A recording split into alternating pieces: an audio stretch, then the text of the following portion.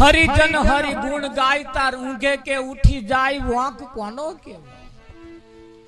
સાકર જેવી મીઠી વસ્તુ સૌને ભાવે, બધાય ખાય. હાકર બધાયને ભાવે, બધાય ખાય, પણ ભૂલે ચૂકે ગધાડાને ખવડાવો તો ગધાડો મરી જાય.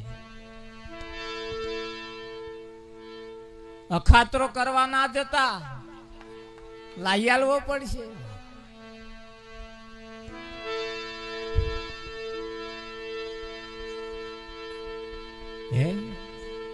બધાને કઈક બાબતો એવી છે જે બધાને ફાયદો હોય, એકાદ એવો હોય જેને નુકસાન જાય.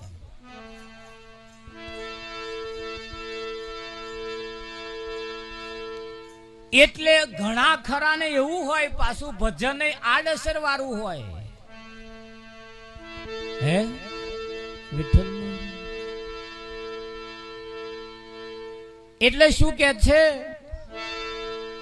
ફળ ફ્રૂટ ને સૂકા મેવા સવ કોઈ ખાય. ફળ ફ્રૂટ ને સૂકા મેવા સવ કોઈ ખાય. ફળ ફ્રૂટ ને સૂકા મેવા સવ કોઈ ખાય. ફળ ફ્રૂટ ને સૂકા મેવા સવ કોઈ ખાય. મૂર્ખ નર ને ભાવે નહીં ને અખદ કરવા જાય કોનો કેવાય. મૂર્ખ નર ને ભાવે નહીં ને અખદ કરવા જાય કોનો કેવાય. હરિજન હરિ ગુણ ગાયતા ઊંઘે કે ઉઠી જાય કોનો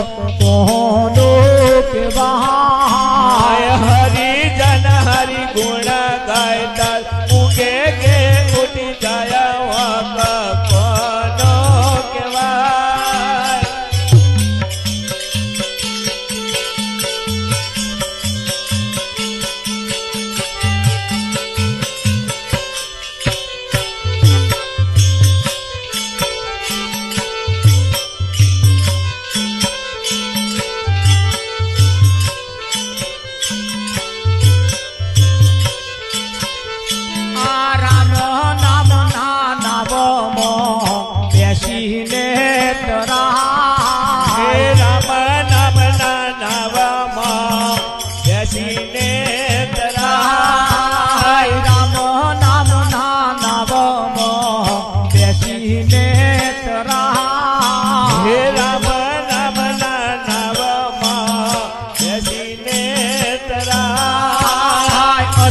જાતન કૂદી પડે ઉભાપુર માં જાય કોનો કેવાય. અધવજ જાતા કૂદી પડે ઉભાપુર માં જાય કોનો કેવાય.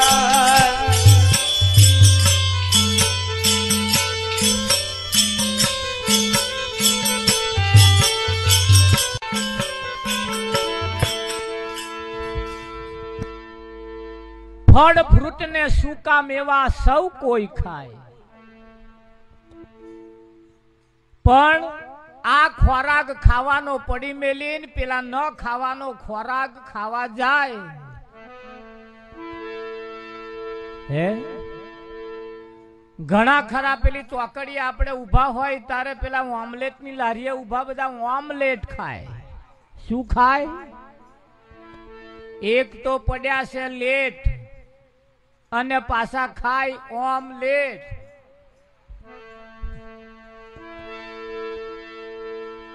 પડ્યા છે લેટ અને ખાય. પૂછ્યું તા કે છે મહારાજ થોડું શરીરમાં કેલ્શિયમ ઘટી ગયું છે.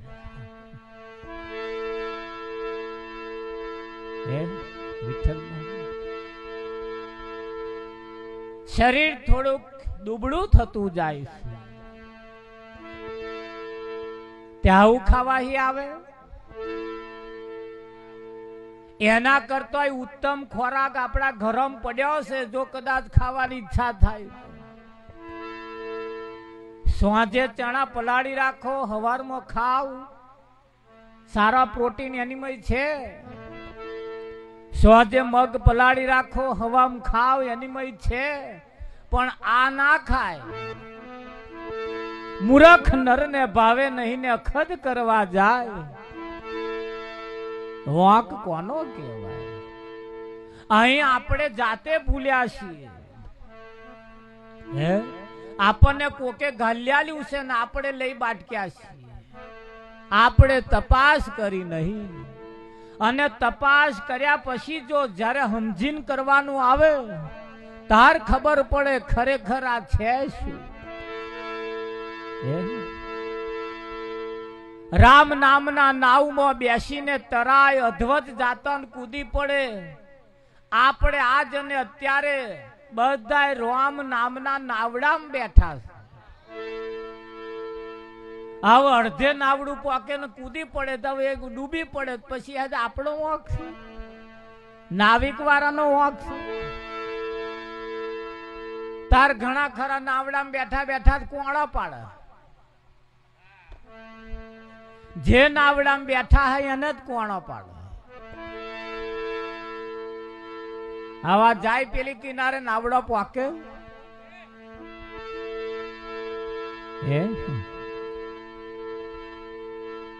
એટલે જે નાવડામાં બેઠા હોય, નાવડામાં ખાલી હખણા બેસ્યો ને તો ઘણો ખરો નાવડો વાયરે હેંડે છે.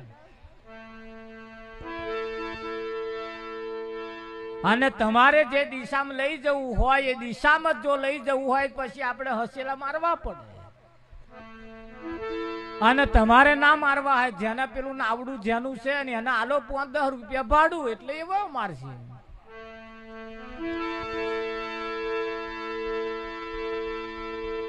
આ તારા આલ્યું છે ને અમને. આવ તમાર તો હાથ જોડીને બેહી જ રહેવાનું. બોલો તોય શું, ના બોલો તોય શું, બેહો તોય શું, ના બેહો ઉપર બેહાડ્યા. હા અમને 45. એટલે અમાર તો પૂરું કર્યા વગર છૂટકો નહીં. પણ કદાચ આ જ જગ્યાએ જો હખણા બેહી જઈએ, હા આમાં પેલપાહી આપાહી પેલપા કર્યા જેવું નહીં પાછું. નહીં તો ઊંધું પડી જાય, એક બાજુ તો વજન આવી જાય તો પડી જાય કે ના પડી જાય. મધ દરિયે જયારે નાવડું પહોંચ્યું એટલે નદીની અંદર તોફાન આવ્યું. નાવડું ડોલવા લાગ્યું, એવું ડોલવા લાગ્યું એનીમય જેસલ ને તોરલ બેઠાલા. જેસલ ને મોત એની આંખો સમક્ષ દેખાવા માંડ્યું. મોનું ના મોનું જો નાવડું ફરી ગયું તો આપણને અમે તરતો આવડતું નહીં. નાવડું જેટલું ડોલતું હતું એટલું તારવે જીવ ચઢી ગયેલો જેસલ જાડેજાનો. આજ લગીન બધું બોવે કરી નાખ્યો. આજ ખબર પડી અને દોરા દાડે તારા દેખાવા માંડ્યા. દેખાય કે ના દેખાય? તારે તોરલ એની મસ્તી મત બેઠેલી, અને તો રૂવાડું આલ્યું નહીં.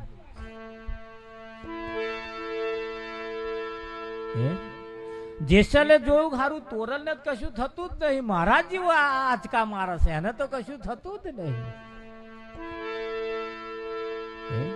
હવે એવો તાગ આવી ગયો, એવો લગો લગ આવી ગયો. જો નાવડું ઊંધું ફરી ગયું તો જાડેજા ગયા સમજી લેવાનું. હવે તો બીજું કશું ને, ખાલી આ પેલા કિનારે પહોંચી જવાય તો જ ભયો છે.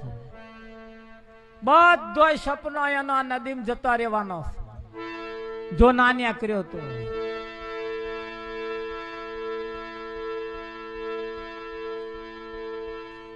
આ તમારો બધો સપનો જો નાન્યા કર્યા અહીંથી. હણ જો નાવડું ઊંધું ફરી ગયું જો ગયા.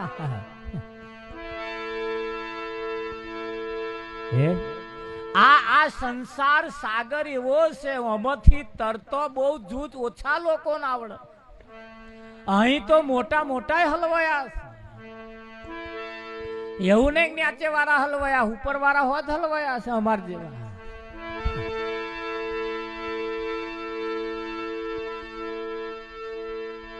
કેટલું બધું અસત્ય અત્યારે જેલમાં પડ્યું છે. હયાત બેહવા વાળા કેમ કે જીવનની અંદર સમજવા જેવા 3 મુદ્દા બહુ સખત છે. છટકવું, અટકવું અને ટકવું. પ્રતાપ,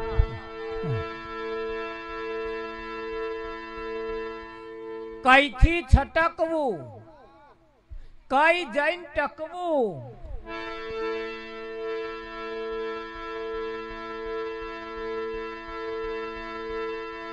જીવનના 3 મુદ્દા એવા છે: છટકવું, અટકવું અને ટકવું. અને વાનીમાં 99.99% 3 માં ચૂકી ગયા છે. 80 વર્ષના વણા વહી ગયો, હજુ ટકતા નહીં, હજુ છટકતા નહીં, હજુ મેલતા નહીં.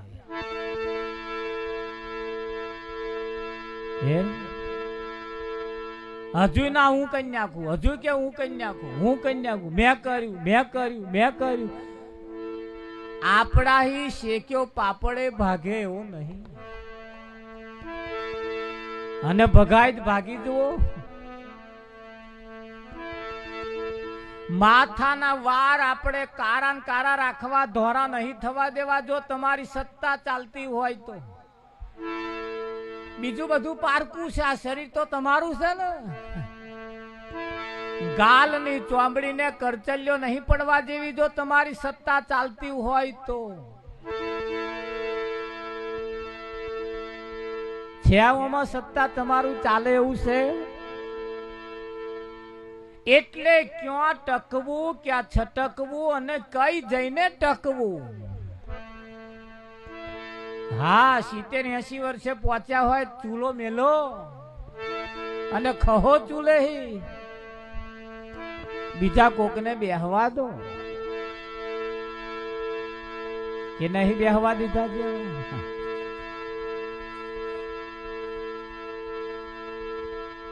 હા, 2-4 વખત ચૂંટણી ફોર્મ ભર્યો હોય તો હવે પાછો અહીં થોડોક છટકવા જેવું. બહુ સેવા કરી લીધી, હવે થોડી બહુ સંસારમાં રચ્યા પચ્યા રહેતા હોય તો હવે થોડું ટકી જવા જેવું છે. હવે એથી થોડું છટક્યા જેવું છે કે નહીં છટક્યા જેવું. હા, 10, 20, 25 વર્ષની ઉંમરથી જે પીવાનું ચાલુ કર્યું છે, હવે થોડું ત્યાંથી છટકી જવા જેવું, અટકી જવા જેવું છે. હવે હજુ ચાલુ ચાલુ ચાલુ ચાલુ રાખ્યા જેવું નથી. અહીં તમારે આ 3 શબ્દો તમારે જો ખપવવા હોય તો મૂકી જોવાના: છટકવું, અટકવું અને ટકવું. આ જગ્યાએ કેવી છે? અહીંયા આગળ ટકી જવા જેવો હવે સમય આવ્યો. જો અહીં ટકી જાઓ નહીં,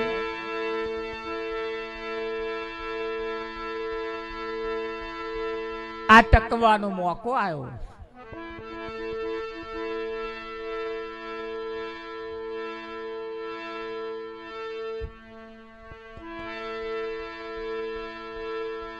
રાજાએ કહ્યું, રાજાએ એક ઇનામ જાહેર કર્યું કે ભાઈ અમારી બકરી ધરવી લાવે ગિરીશભાઈ,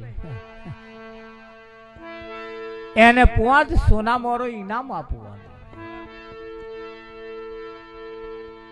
ઢંઢેરો પીટી દીધો. નગરની અંદર ચર્ચા થવા લાગી કે રાજાએ બકરી ધરવા મૂકી છે, ધરવી લાવે અને ઇનામ આપવાનું.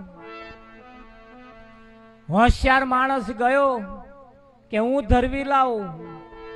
હવારોનો બકરું લે નાઠો શેમાડામ, હારો હારો હમણીનો કુરો કુરો કુરો પાલો એવો ખવડાયો. ટેટા જેવી બકરી થઈ ગઈ, સેજ પણ ખાડો નહીં. લાઈન સાંજના 5 વાગ્યાનો સમય તો રાજા દરબાર ભરીને બેઠા છે ને એમાં બકરી લાઈન બે